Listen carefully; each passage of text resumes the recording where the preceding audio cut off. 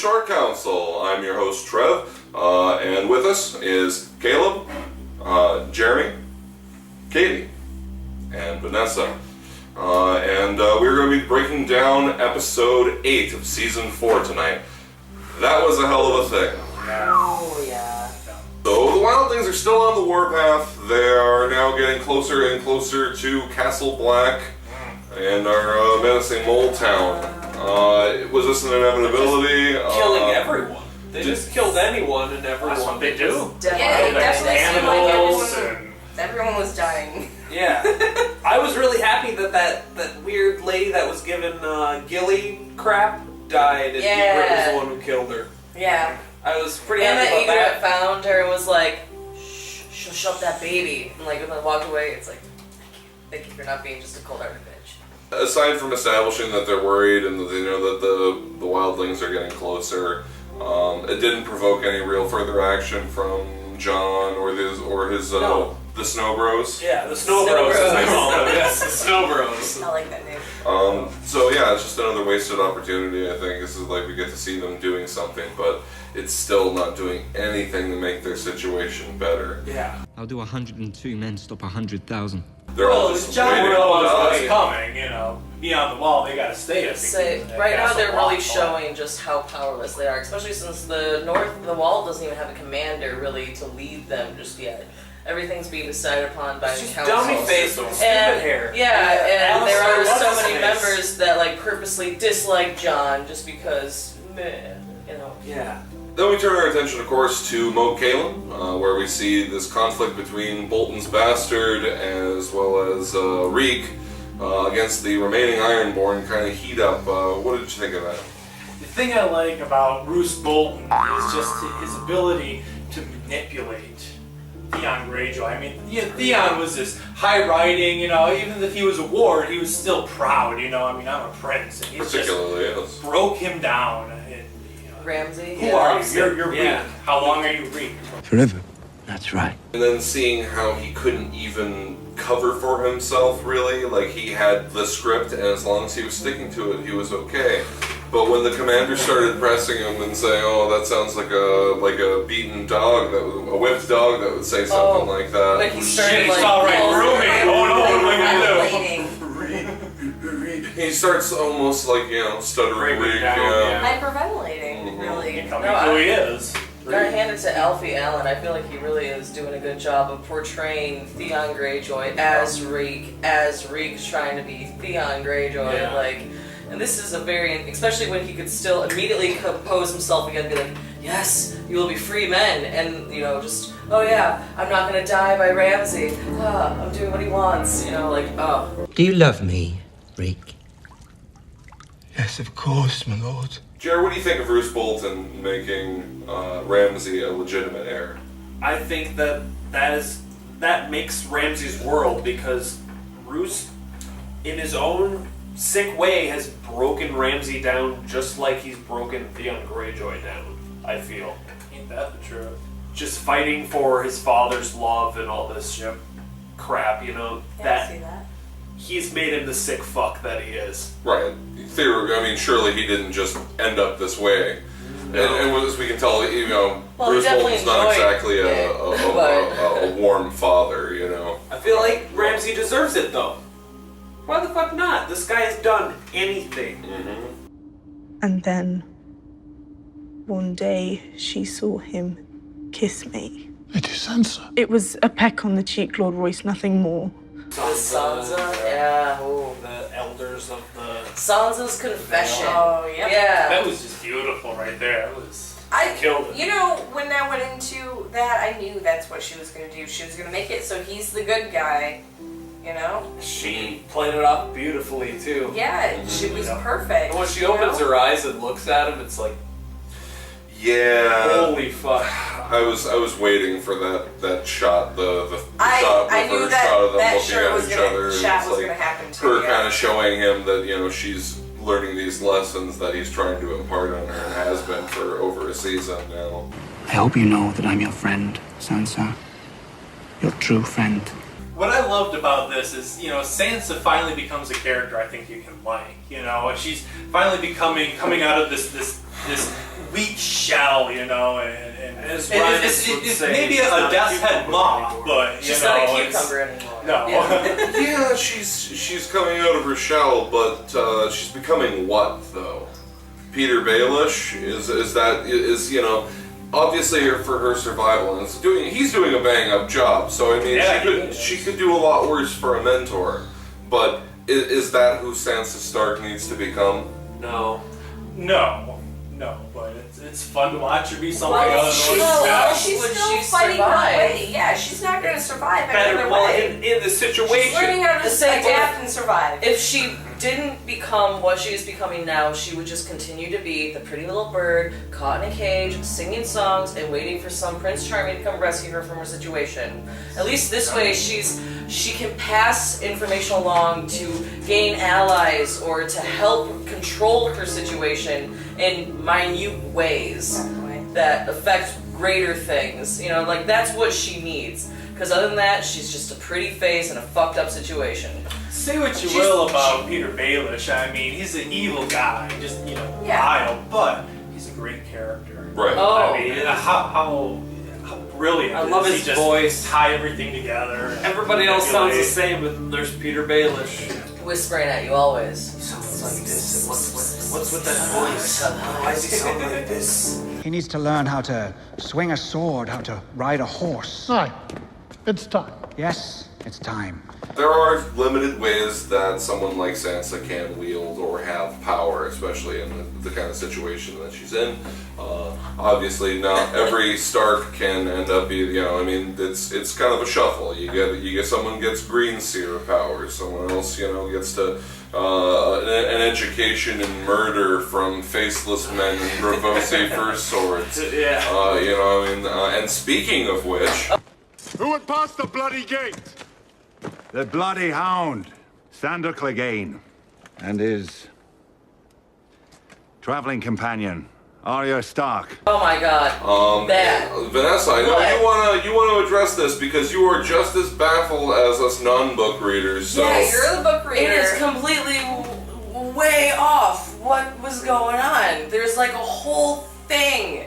There's lots of things actually. A big lots of things that are supposed to happen and they like, I don't know, man. Like they took. Okay, So this is totally fresh material Like- here. Them arriving at the No, area. they like sidetracked it. There was like the thing. Like There was they're stuff that leading happened to. before it. They're leading to so much, and then they just like found a parallel storyline that I'm sure they have to get back there. They have to get back there. Just laughing out loud at the gate. That was great. That That was was great. She was being That a was kid in totally this- Arya, yes. From what I see, anyway, all of it is just escalating, and she's just like, "Of course this happened," you know. Of course, she's Everything dead else too. is- Everyone yeah. else is dead. Why not? Why not her too? But the Hound has no interest now. He's not going to collect his bounty. There's no one to sell her to except the Lannisters. He can't go back there. No.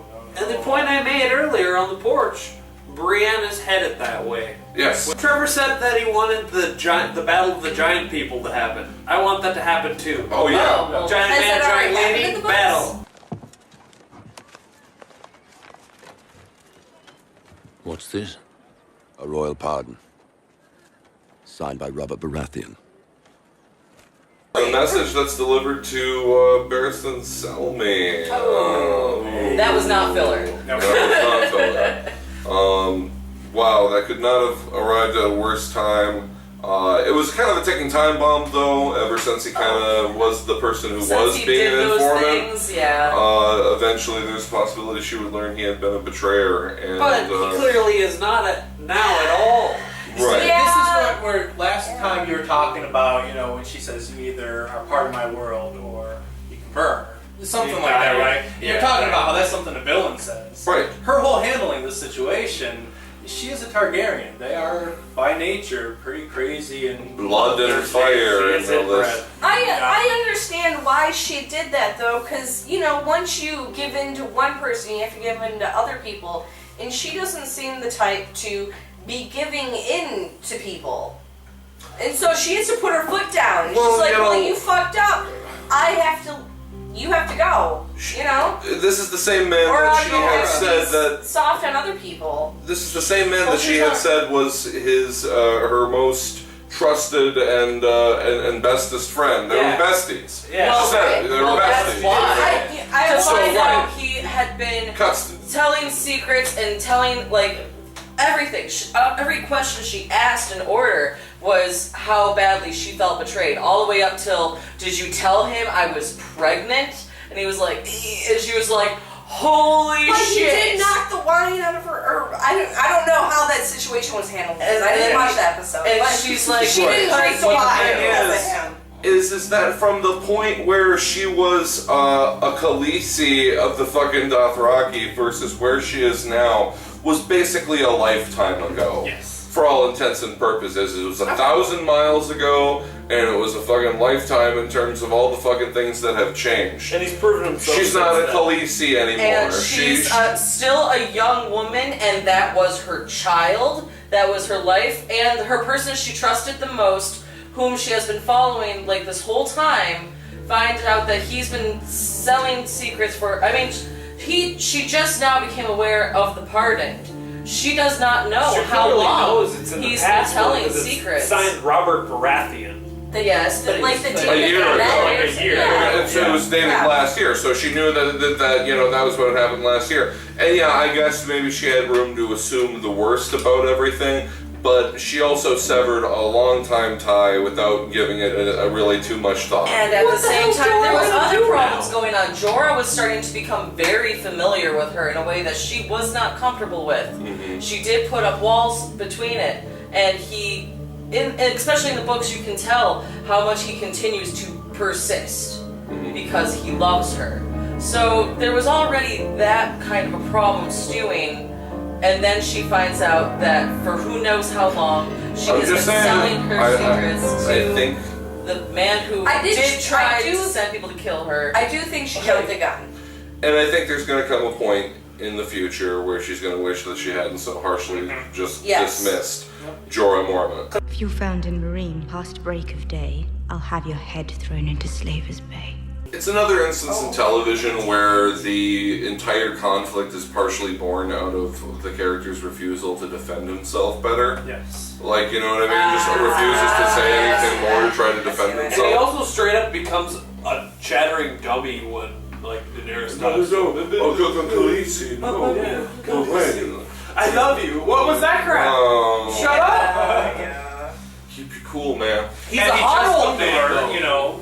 I'm not saying he's not super unattractive, but at the same time, when He's a she pretty did not good-looking want that, older and then dude. he kept his advances coming, like being like, okay, I'm not gonna do anything, but I just still want you to know I love you. I'm just over here in the corner here, just loving you. Yeah. Like, you know, Creepy. All right, that would be pretty creepy. especially when she started moving on to another dude who was, closer in age and was a mystery man, and she's the queen. She can do what she wants, I guess. And then he was just like, well, I don't know. I don't like this. He's gonna start Oh, trying to yes, get the queen situation. can do as she wants. Well, the Mad King did as he wanted. Has your Uncle Jamie ever told you what happened to him? Villain! She's a villain! Surprise! George R.R. Martin's gonna take that away from you guys, too. Now she's a villain. Oh, speaking Surprise! I'm only the third season, and I understand that she's kind of a villain. But speaking of things being taken For what she away got. from us, you guys, I think it's time to talk about the. Is it? Well, Is I want before we talk about the real end, the real meat of the episode, I do want to call out that the brothers' conversation, the Lannisters talking in the dungeon, having a swig of wine before everything goes That down. conversation was great.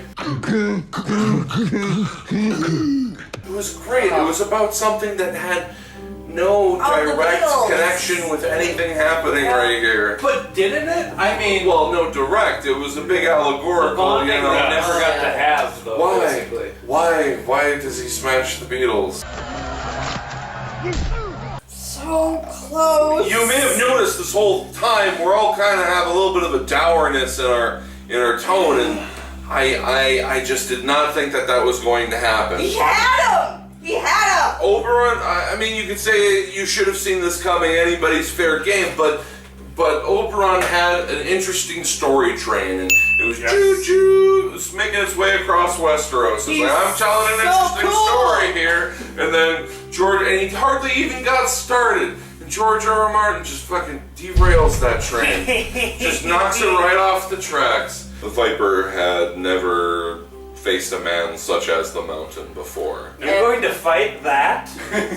He had him!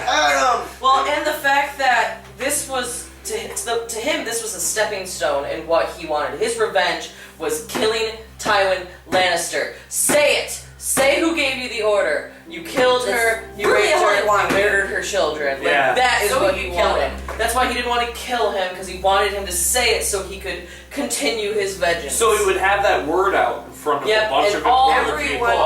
Put a big show on, everyone will watch, they'll all pay such attention, and then they'll hear him confess his dying breath.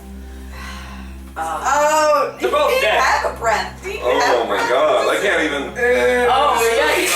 That's the eyes. The eyes was when it was really too much for me. I was actually expecting him to yank out a dagger and just shank him. The dagger did not come out like I wanted it to. But you know, that's the problem. Once he was on top of him and had him fucking down, it was just. Well, he got him fucking quick with that gut wound, huh? He's dead, clearly. He could not be not dead. He's dead after this. He killed Oberon first, but certainly those spears were poisoned. Certainly. Red Viper. I hear you studied poisons at the Citadel. I did. Tyrion is now sentenced to death. And then, boom, that's all you get. His face! Right. Tyrion's face! Oh my god, And so, at the end of the episode, basically nothing good happened, and everybody who's a murderer or a betrayer got rewarded for their actions, and everyone who's taken an even somewhat noble or, it's just a nightmare. Way to go, George. Why do we let this show keep hurting us? It's mind control. George R.R. Martin is reteaching the human population to be brutal as hell. I do that, yes, it's true. That about does it for the Short Council. And join us next week, and we'll break down episode 9, season 4. Thanks.